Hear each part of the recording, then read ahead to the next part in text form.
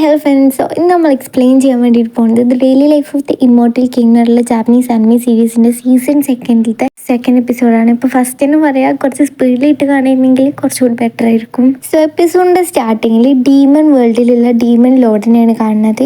അപ്പോൾ അവിടുത്തെ ഒരു കൗൺസിലർ വന്നിട്ട് പറയണേ, ഓരോ വേൾഡിൽ ഒരു ക്രാക്ക് ഉണ്ടായിട്ടുണ്ട്, അതുകൊണ്ട് തന്നെ ഹ്യൂമൻ വേൾഡും ഈ ഡീമൺ വേൾഡും തമ്മിലൊരു കണക്ഷൻ വന്നിട്ടുണ്ട്. അപ്പോൾ ഈ ഡീമൺ കിങ്ങിന് ഒരു ഓർമ്മ ഉണ്ടാവും. എന്താ വെച്ചാൽ 3 വർഷങ്ങൾക്ക് മുന്നേ ഒരു ഡീമണിനെ അങ്ങോട്ട് അയച്ചിട്ടുണ്ടാവും ഈ ഹ്യൂമൻ വേൾഡ് പിടിച്ചെടുക്കാൻ വേണ്ടിയിട്ട്. അപ്പോൾ കൗൺസിൽ പറയും, ആ ശരിയാ, അത് one of the best demon king ആയിട്ടുള്ള ജൈൻറ്റ് ഫ്രോഗിനെയാണ് അയച്ചത്. ആൻഡ് എനിക്ക് ഉറപ്പാണ് എന്തായാലും ഭൂമിനെ പിടിച്ചെടുക്കാനുള്ള എല്ലാ ശ്രമവും ഒരു നടത്തിയിട്ടുണ്ടാവും. അപ്പോഴാണ് നമ്മുടെ ജൈൻറ്റ് ഫ്രോഗ് ആയിട്ടുള്ള ഈ ഡോഗിനെ കാണിക്കുന്നത്. അതിന്ന് സ്വീക്കാണ്. ഗേൾസൊക്കെ അവന് വന്നിട്ട് ഇങ്ങനെ പിച്ചിട്ട് നുള്ളിയിട്ടും ഇതൊക്കെ കാട്ടുന്നുണ്ട്. ഇവരാണെങ്കിൽ ഈ ലോഡിനാണെങ്കിൽ ഭയങ്കര ദേഷ്യം വരുന്നുണ്ട്. കാരണം എന്താ വെച്ചാൽ 3 കൊല്ലമായി ഒരാളെ പറഞ്ഞയച്ചിട്ട് ഇതുവരായിട്ടൊരു വിവരമില്ലല്ലേ, ഒരു മെസ്സേജോ ഒരു കാര്യമില്ല. അപ്പോൾ ജൈൻറ്റ് ഫ്രോഗ് എവിടെ, എന്താ ചെയ്യുന്നു ഒന്നും ഇവർക്ക് അറിയാൻ വേണ്ടിയിട്ട് പറ്റുന്നില്ല. മാത്രമല്ല ഭൂമിയാണെങ്കിൽ ഈ ഡീമൺ വേൾഡിലുള്ള ഈ സ്പിരിച്വൽ പവറൊക്കെ വലിച്ചെടുക്കുന്നുണ്ട്. അപ്പോൾ കൗൺസിലർ അറിയും, ഞാൻ എന്നാൽ ഭൂമിയിൽ പോയിട്ട് ഫ്രോഗിനെ കണ്ടുപിടിച്ചിട്ട് വർത്താനം പറയാൻ അറിയും. അങ്ങനെ നിൽക്കുമ്പോഴേക്കും ഡോഗിന് മെസ്സേജ് തരാം, ഞാൻ അങ്ങോട്ട് വരാൻ നിൽക്കുകയാണെന്ന്. ഈ കൗൺസിലർ പറഞ്ഞാൽ ഒരു എന്താ പറയുക, മാസ്റ്റർ അങ്ങനെയൊക്കെ ഉള്ള ഒരാളായിരിക്കും. അപ്പോൾ ഇനി നേരെ വാങ്ങിൻ്റെ വീട്ടിൽ പോകും. ഒരു വാങ്ങിൻ്റെ അവിടെ ചെന്നിരിക്കും.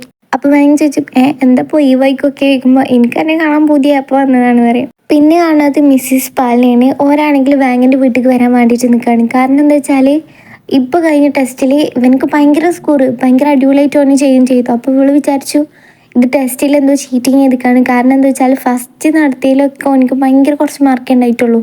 അങ്ങനെ പിന്നെ കാണുന്നത് ഈ കൗൺസിലറാണെങ്കിൽ ഇങ്ങോട്ട് ഭൂമിക്ക് ലാൻഡ് ആയിട്ടുണ്ടാവും. അപ്പോൾ ഇവരാണെങ്കിൽ കുറേ പ്രാവശ്യം ഇവനെ കോൺടാക്ട് ചെയ്യാൻ വേണ്ടിയിട്ട് വിളിക്കാൻ വേണ്ടിയിട്ട് കുറേ ശ്രമിക്കും. പക്ഷേങ്കിൽ ഇവന് കോളൊന്നും അറ്റൻഡ് ചെയ്യാൻ മെസ്സേജ് ഒന്നും എടുക്കുകയൊന്നും ചെയ്തിട്ടുണ്ടാവില്ല. അങ്ങനെ നിൽക്കുമ്പോൾ സ്പിരിറ്റ് വെക്കും, ആരാണ് എൻ്റെ ഈ മാസ്റ്റർ ചോദിക്കും. അപ്പോൾ ഇവൻ പറയും, എൻ്റെ മാസ്റ്റർ പറഞ്ഞാൽ ഭയങ്കര ശക്തിശാലിയാണ്. അയാൾ പറഞ്ഞാൽ മില്യൺസ് ഓഫ് ഇയേഴ്സായിട്ട് അയാൾ ജീവിച്ചുകൊണ്ടേ ഇരിക്കുകയാണ്.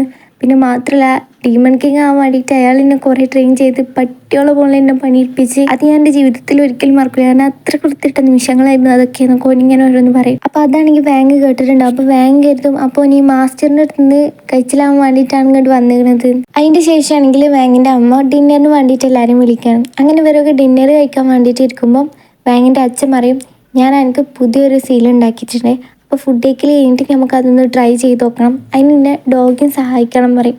അങ്ങനെ എല്ലാവരും അഗ്രി ചെയ്തിട്ട് കുറച്ച് കഴിഞ്ഞിട്ട് അതിന് ഫുഡ് കഴിക്കൽ കഴിഞ്ഞിട്ട് ഒരു സീൽ വെക്കാൻ വേണ്ടിയിട്ട് നിൽക്കും. അപ്പോൾ ഈ അച്ഛനാണെങ്കിൽ കുറച്ച് ഇൻസ്ട്രക്ഷൻസ് കൊടുക്കും. എന്താ വെച്ചാൽ ഫസ്റ്റ് ഞാനിത് വലിക്കും, അപ്പോഴത്തേന് അത് വെക്കണം, ഓക്കെ മനസ്സിലായില്ലേ എന്നൊക്കെ പറഞ്ഞിട്ട് കുറേ ഇൻസ്ട്രക്ഷൻസ് കൊടുക്കും. ഡോഗിയാണെങ്കിൽ കറക്റ്റായിട്ട് ചെയ്യും. പക്ഷെ പ്രശ്നം എന്താ വെച്ചാൽ വാങ്ങിന് നല്ലപോലെ വർത്താനം പറയാൻ വെക്കുന്നുണ്ടാവില്ല. എന്താ സംഭവിച്ചാൽ തല തിരിച്ചിട്ടായിരിക്കും ഈ ഡോഗ് ഒട്ടിച്ചിട്ടുണ്ടാവുക. അതുകൊണ്ട് തന്നെ ഓൻ്റെ ഭയങ്കരമായിട്ട് നെഗറ്റീവ് എനർജി പുറത്തേക്ക് വരും. അപ്പോൾ അച്ഛൻ എന്താ വിചാരിക്കുക വെച്ചാൽ, അയ്യോ എൻ്റെ ലാസ്റ്റ് ടൈം ആയാലും ഇത്ര പെട്ടെന്ന് ഞാൻ മരിക്കും വിചാരിച്ചില്ലല്ലോ, ഞാൻ ഇപ്പോഴും യുവാവാലോ വിചാരിച്ചിട്ട് ഇങ്ങനെ കാര്യം. അപ്പോൾ ഇതിന് ഡോഗി ഓൻ്റെ ആ പവറൊക്കെ കൺസ്യൂം ചെയ്യാൻ തുടങ്ങിയിട്ടുണ്ടാവും.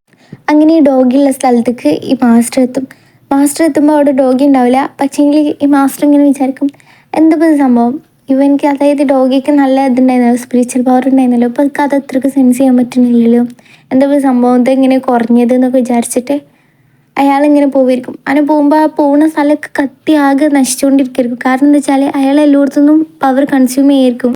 അങ്ങനെ നിൽക്കുമ്പോൾ മിസ്സിസ് പാലാണെങ്കിൽ ഓൻ്റെ വീട്ടിൽ എത്താണ്. ഓരെ കണ്ട പാടനെ വേനാണെങ്കിൽ വേങ്ങാണെങ്കിൽ ഭയങ്കര എനർജിയിൽ വന്നിട്ട് വെൽക്കം ചെയ്യുന്നു, അവിടെ കൊണ്ടുപോയി ഇരുത്തിന്. ഇതൊക്കെ കണ്ടപ്പോൾ എൻ്റെ പേരൻസിന് കണ്ണുനീര് വന്നു. കാരണം എന്താ വെച്ചാൽ ഓനെ ഇങ്ങനൊന്നും ഒരു കണ്ടിട്ടില്ല.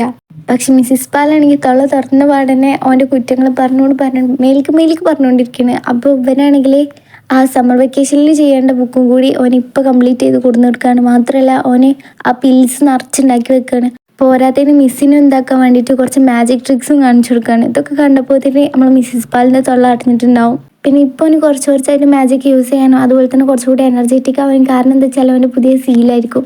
ആ സീൽ അവനെ കുറച്ചും കൂടി എനർജറ്റിക് ആക്കാനും മാത്രമല്ല അവനക്ക് കുറച്ചുകൂടി പവർ യൂസ് ചെയ്യാനും പറ്റും. അതിൻ്റെ ശേഷമാണെങ്കിൽ അമ്മ മിസ്സിസ് പാലിനോട് പറയും, ഞാൻ വീടിൻ്റെ ഉള്ളൊക്കെ കാണിച്ചു തരാം, അവിടെ ഇങ്ങനെ ഉണ്ട് ഇവിടെ ഇങ്ങനെ ഉണ്ട് പറഞ്ഞിട്ട് അവിടുന്ന് കൊണ്ടുപോകാൻ നോക്കും. കാരണം എന്താ വെച്ചാൽ അവർക്ക് മനസ്സിലായി എന്താ വെച്ചാൽ പുതിയ സീൽ വെച്ചുകൊണ്ടാണ് ഇങ്ങനെയൊക്കെ ഉണ്ടാവുന്നത്. അതിപ്പോൾ കുഴപ്പമില്ല, പക്ഷേ ഇനിയൊരു വലിയ പ്രശ്നത്തേക്ക് ആവേണ്ട വെച്ചിട്ട് ജസ്റ്റ് ഒരു നെയ്സിന് കുറച്ച് സ്ഥലം കിട്ടുകയാണെങ്കിൽ അപ്പോൾ അവൻ്റെ സീല് മാറ്റാ വെച്ചിട്ടായിരിക്കും. അങ്ങനെ അവിടുന്ന് പോകുമ്പോൾ കുറേ കൈ കൊണ്ടൊക്കെ ഓരോ ആംഗ്യം കാട്ടിയിട്ട് അവൻ്റെ അമ്മയും അവിടുന്ന് പോകും. അങ്ങനെ ബാക്കിയുള്ളതൊക്കെ ഷടപടയിൽ നിന്ന് പെട്ടെന്ന് സീല് വെക്കലും അതാക്കലും ഇതാക്കലും ഒക്കെ.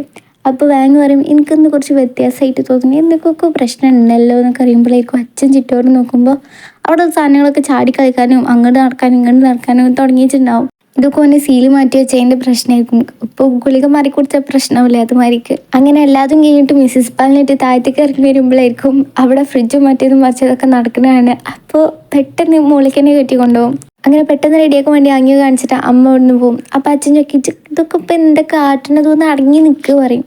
അപ്പോൾ വാങ് പറയും അത് എൻ്റെ പവറിൻ്റെ പ്രശ്നമല്ല, നിങ്ങളെ സീലിൻ്റെ പ്രശ്നമാണ്, നിങ്ങൾ സീൽ ഉണ്ടാക്കുമ്പോൾ ശ്രദ്ധിക്കണം എന്ന് പറയും. അപ്പോൾ അച്ഛൻ പറയും അതൊന്നും എനിക്കറിയില്ല, ഞാൻ പവർ യൂസ് ചെയ്തിട്ട് ഇതിനൊന്ന് നിർത്താൻ നോക്കി, എനിക്ക് എന്തെങ്കിലുമൊക്കെ ഒരു ഐഡിയ ഉണ്ടാവില്ല, ചെയ്യുക എൻ്റെ ഐഡിയ വെച്ചിട്ട് ചെയ്യുന്നൊക്കെ പറയും. അപ്പോൾ വാങ് ആണെങ്കിൽ നേരെ പട്ടിയിലിട്ട് നോക്കും. പട്ടിയാണെങ്കിൽ അയ്യോ ഇനിയിപ്പോൾ എന്തിൻ്റെ പുറപ്പാടാണെന്നുള്ള രീതിക്ക് ഒരുമാതിരി നോട്ടം നോക്കും. ഇവനാണെങ്കിൽ ഒരു മെഷീൻ്റെ പോലെ ഇതിന് പട്ടിനെ പിടിച്ചിട്ട് ഓൻ്റെ സ്പിരിച്വൽ പവർ വെച്ചിട്ട് അതിൻ്റെ മീറ്റൊക്കെ അറ്റാക്ക് ചെയ്യും. അപ്പം അത് ഒന്നും കൊണ്ട് ശാന്താവും പറഞ്ഞാൽ പഴയ പോലെ ആവും. അത് കണ്ടപ്പോൾ അച്ഛനും ഹാപ്പി എന്ന് പറഞ്ഞാൽ പൊരിഞ്ഞ ഹാപ്പി. മറ്റേ സൈഡിലാണെങ്കിൽ വാങ്ങിൻ്റെ അമ്മ വാങ്ങിൻ്റെ ചെറുപ്പം മുതലുള്ള കഥകളൊക്കെ പറഞ്ഞിട്ട് ഇമോഷണൽ ആക്കിയിരിക്കും. കാരണം എന്താ വെച്ചാൽ എലൈറ്റ് ക്ലാസ്സിൽ നിന്ന് ഓനെ പുറത്താക്കാതിരിക്കാൻ വേണ്ടിയിട്ട്. പക്ഷേ ആ നേരത്തെ തന്നെ താഴത്തെ പരിപാടികളൊക്കെ സെറ്റ് ആയിട്ടുണ്ടാവും കേട്ടോ. അങ്ങനെ നിൽക്കുമ്പോഴേക്കും ഡാഡി ഒരു കാര്യം ശ്രദ്ധിക്കുന്നുണ്ടാവുക, എന്താ വെച്ചാൽ ഇവൻ ഇത്ര പവർ യൂസ് ചെയ്തുകൊണ്ട് തന്നെ അവൻ്റെ സീല് ബ്രേക്ക് ആവാൻ തുടങ്ങിയിട്ടുണ്ടാവും. അപ്പോൾ ഡാഡാണെങ്കിൽ ഡോഗിനോട് പറയും എടാ ആ സീലൊന്ന് ശരിയാക്കിച്ചോ, അവരൊക്കെ ഒന്ന് കൺസ്യൂം ചെയ്തെടുക്കുക. പക്ഷേങ്കിൽ ഡോഗ് വേറെ കാര്യത്തിലാകെ ടെൻഷനായിരിക്കും. കാരണം എന്താ വെച്ചാൽ ഈ മാസ്റ്റർ ആണെങ്കിൽ ഓൻ്റെ സ്ഥലം കണ്ടുപിടിച്ചിട്ടുണ്ടാവും. അതുകൊണ്ട് തന്നെ മാസ്റ്റർ ഇപ്പോൾ എൻ്റെ വാതിലിൻ്റെ പുറത്ത് വന്ന് നിൽക്കുകയാണ്. അതൊക്കെ പാടി കേട്ടിട്ട് ഡോഗ് ആകെ ബേജാറായിട്ട് ബോധം കെട്ട് വീകുകയും ചെയ്യും. അങ്ങനെ വേണ്ടി സീൽ ഇപ്പോൾ ബ്രേക്കാവും വിചാരിച്ചിട്ട് അച്ഛനാണെങ്കിൽ ആകെ ബേജാറാവും. എന്നിട്ട് എന്താ വെച്ചാൽ അങ്ങോട്ടും ഇങ്ങോട്ടും ചിന്തിക്കാതെ ഓൻ്റെ സീലങ്ങോട്ട് പറിച്ചെടുക്കും. അപ്പോൾ ഓൻ്റെ സീലങ്ങോട്ട് പൊട്ടിക്കുകയാണെങ്കിൽ എന്നാൽ പിന്നെ ഓൻ്റെ ആ പവർക്ക് ആ ഒരു പ്രശ്നത്തിലുള്ള ആ പവറൊക്കെ പുറത്തേക്ക് പോകണമെങ്കിൽ പിന്നെ ഒക്കെ പാട് നടങ്ങുള്ളൂ വിചാരിച്ചിട്ട് അറ്റ് ദ സെയിം ടൈം ആയിരിക്കും ഈ മാസ്റ്റർ വാതിൽ തുറക്കുന്നതും. നേരെ ചെന്നിട്ട് പതുക്കെ മാസ്റ്റർ മീത്തേക്കായിരിക്കും. അങ്ങനെ മില്യൺസ് ഓഫ് ഇയേഴ്സ് ജീവിച്ചിരുന്ന മാസ്റ്റർ കാര്യം ഖത്തം.